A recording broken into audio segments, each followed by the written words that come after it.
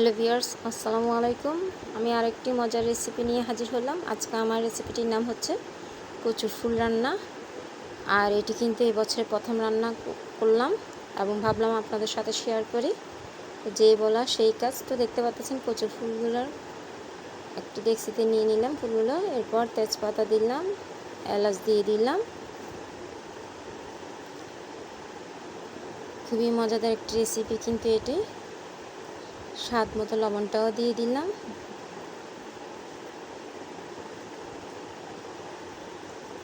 প্রচুর আয়রনে কিন্তু ভরপুর এই কচুর ফুলগুলো। দেখতে পাচ্ছেন একে একে সব উপকরণ আমি এখানে দিয়ে দিব। কাঁচামরিচটাও দিয়ে দিচ্ছি।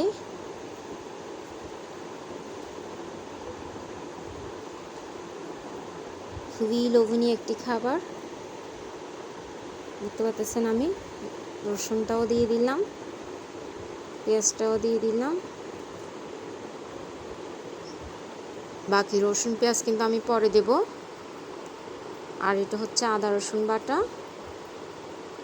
সিদ্ধতে দেওয়ার সময় কিন্তু সব উপকরণ একসাথেই দিয়ে দিতে হবে প্রথমে। দেখতে পাচ্ছেন এখানে আমি 1 চা চামচ হলুদের গুঁড়াটাও দিয়ে দিলাম। ধনিয়ার গুঁড়া দিচ্ছি 1.5 টেবিল চামচ।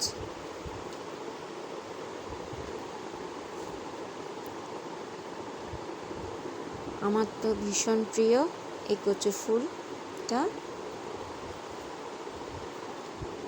সামান্য করে মরিচের গুঁড়োটাও দিয়ে দিলাম। এরপর পানি দিয়ে দিচ্ছি সিদ্ধ করার জন্য। এই পানিতেই কিন্তু ফুলটা সিদ্ধ হয়ে যাবে।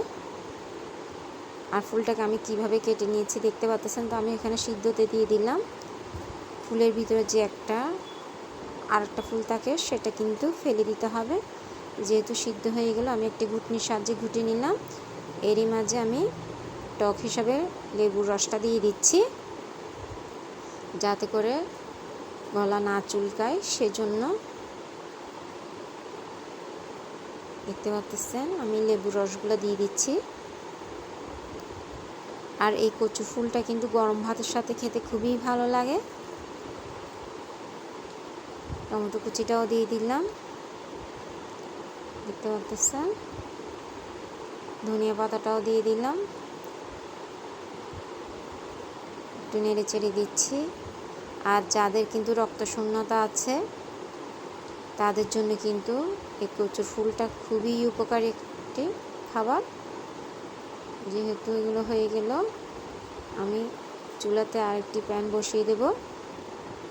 দেখতে পাচ্ছেন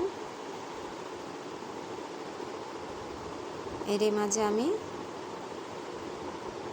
ধনিয়ার গুঁড়া দিচ্ছি 1 টেবিল চামচের মতন। এরপর গোটা রাঁধুনি দিচ্ছি। আর এগুলোকে আমি তেলে দিয়ে দিব ফুলের মাঝে। সুন্দর একটা ফ্লেভার বের হবে এবং খেতেও খুব ভালো লাগবে। এইভাবে ভেজে নিতে হবে এগুলোকে।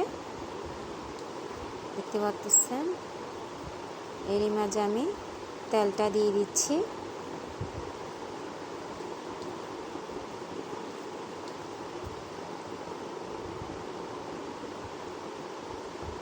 এবং আমি এখানে গাওয়া ঘিটা ইউজ করব। দেখতে পাচ্ছেন সামান্য করে গাওয়া ঘি ইউজ করলাম এবং এটা আমার কিন্তু নিজের হাতের তৈরি। তো বাকি রসুনটাও দিয়ে দিলাম এবং পেঁয়াজটাও দিয়ে দিচ্ছি। আর এগুলো কিন্তু আমি বেরেস্তা করে কচুর ফুলের মাঝে ঢেলে দিব। আর এইভাবে রান্না করলে কিন্তু আর কোনো শাক সবজি লাগবে না কিংবা মাছ মাংসও লাগবে না। বিশ্বাস হচ্ছে না, একবার হলেও তৈরি করে দেখবেন। এগুলো যেহেতু বেরেস্তা হয়ে গেলো, এখন আমি কচু ফুলগুলোর মাঝে ঢেলে দিব। এবং কার কেমন লেগেছে অবশ্যই কমেন্টস করে জানাবেন। আশা করি আপনাদেরও ভালো লাগবে। দেখতে পাচ্ছেন বেরেস্তাগুলোও দিয়ে দিলাম। সবগুলো উপকরণ কিন্তু আমি দিয়ে দিলাম। যেটা আমি শুকনো ধনিয়ার গুঁড়া এবং রাঁধুনি তেলে নিয়েছি সেটাও কিন্তু আমি কচু ফুলগুলোর মাঝে দিয়ে দিলাম। আর এগুলোকে আমি ভালো করে মিশিয়ে নেব। তো দেখতে পাচ্ছেন মাশাআল্লাহ তৈরি হয়ে গেলো আমার কচু ফুল রান্না। আজ এতটুকুই। দেখার জন্য সবাইকে ধন্যবাদ।